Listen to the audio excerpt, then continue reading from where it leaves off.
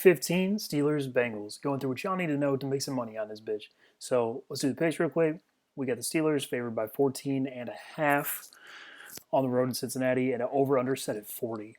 So I'm going to be very, very strongly on the Steelers minus 14 and a half. I know it's large spread. I'll get into why it's safe here, but absolutely my Steelers minus 14 and a half. And I think the under is bettable at 40 even, despite how low that number is. But there is a chance that the Steelers score that themselves. So be a little bit careful.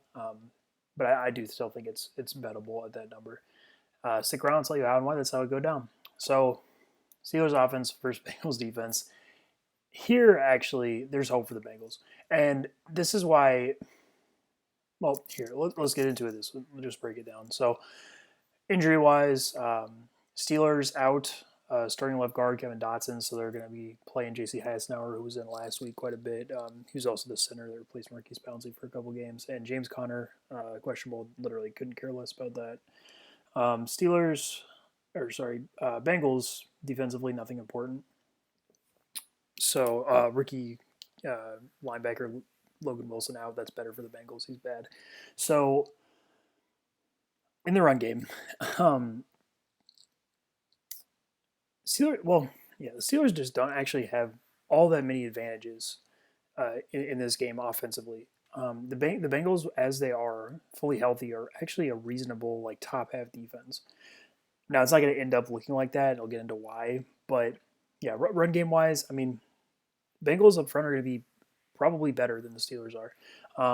Christian Covington, I've been talking about him all year. Really good defensive tackle in the Bengals. Mike Daniels, Xavier Williams, their nose tackle duo are actually okay. That's kind of the weaker spot, and their edge run defenders. I mean, Sam Hubbard's good.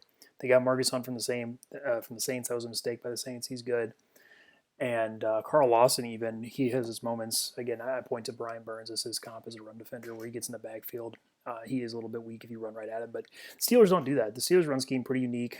They do a lot of draws, do a lot of misdirection in the backfield. It's not quite like it's not like unique in the way that, or I guess those aren't unique either. It's not different in the way that the zone run schemes are. It's more like it's really similar to the Chargers actually, and it can be good, but here I don't think it's an advantage. It's an advantage when they play like, for example, the Browns defensive line is one where it's a lot of like smaller, quicker players where they can get them to get upfield and then create gaps. Here, the Bengals just got big dudes who are good and disciplined. They're not going to be able to run the ball very well.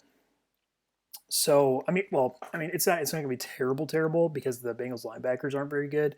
They're kind of mediocre. Josh Bynes, Jermaine Pratt, or like I said, I don't think they're the worst in the world, actually. I bet the Steelers would be happy to have them right now, but they're nothing special.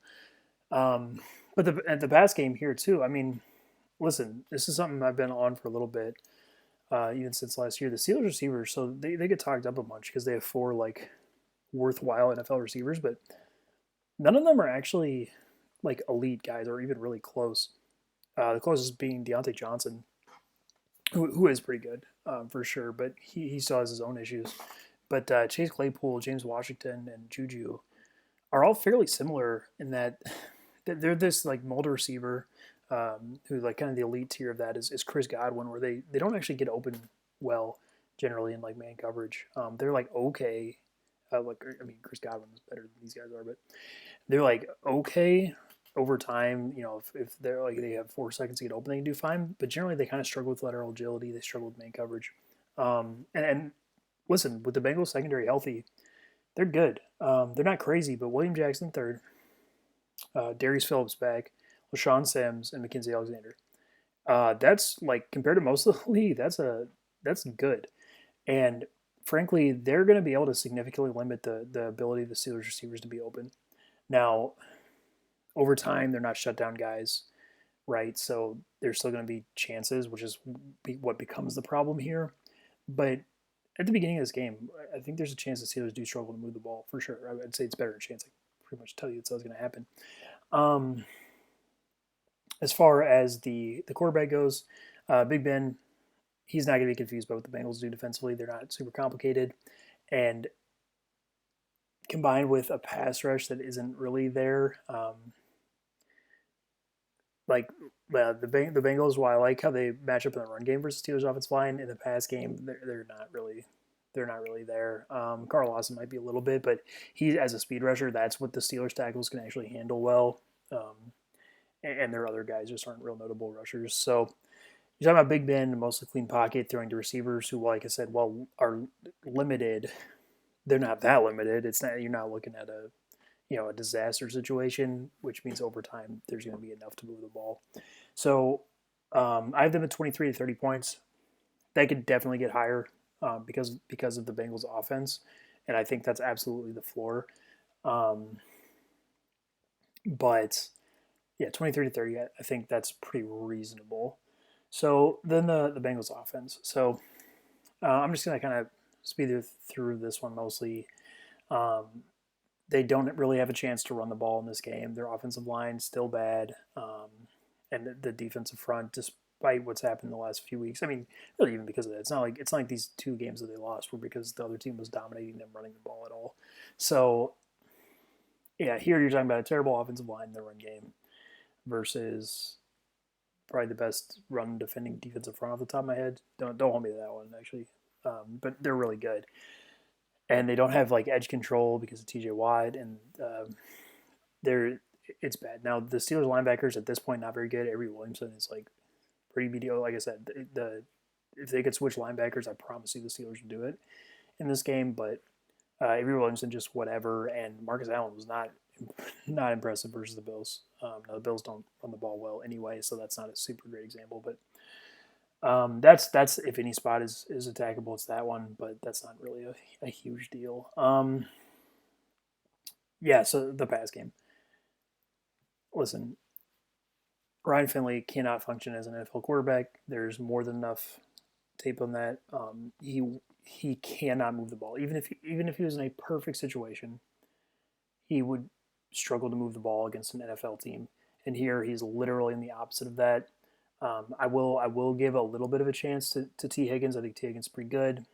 He can do a little bit in this game.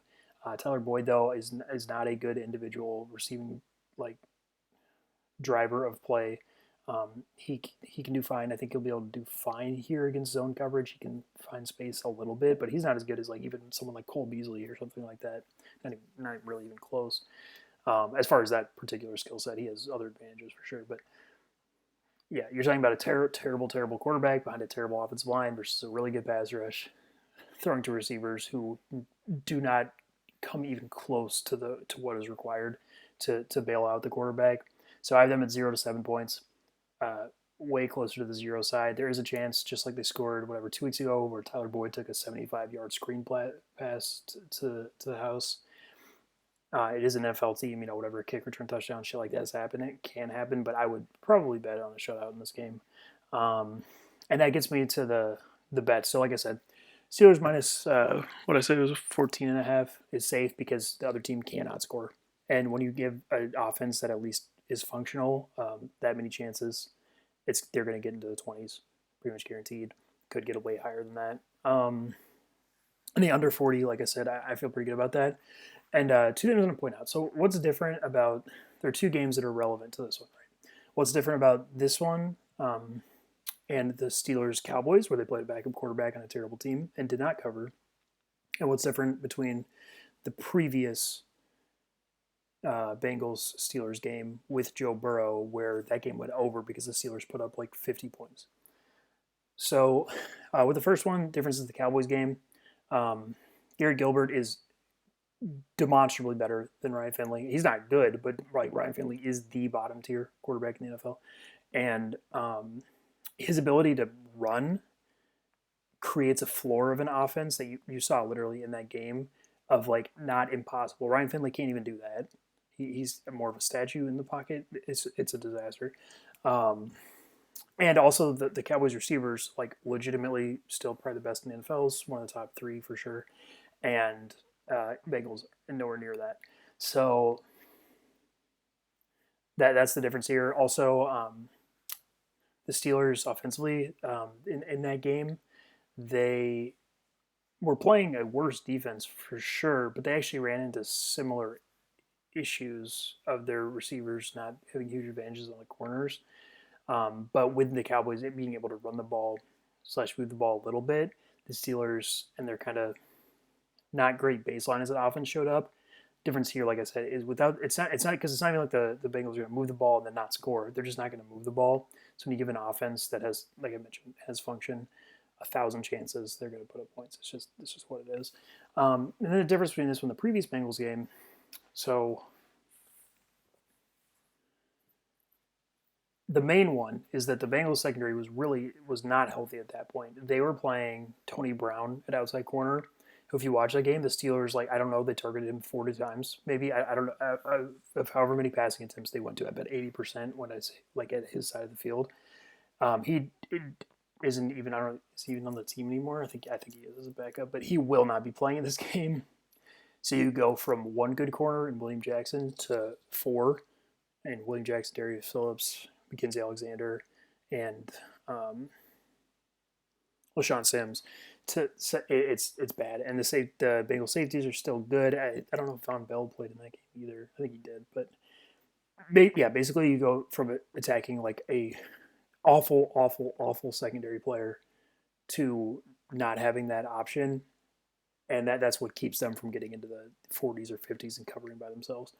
So yeah, I feel really strongly about the Steelers minus 14 and a half, and the under definitely bettable, but you do have to be a little bit careful because if the Bengals give up whatever 3 pick sixes, that's kind of fucked. So that is Steelers Bengals week 15.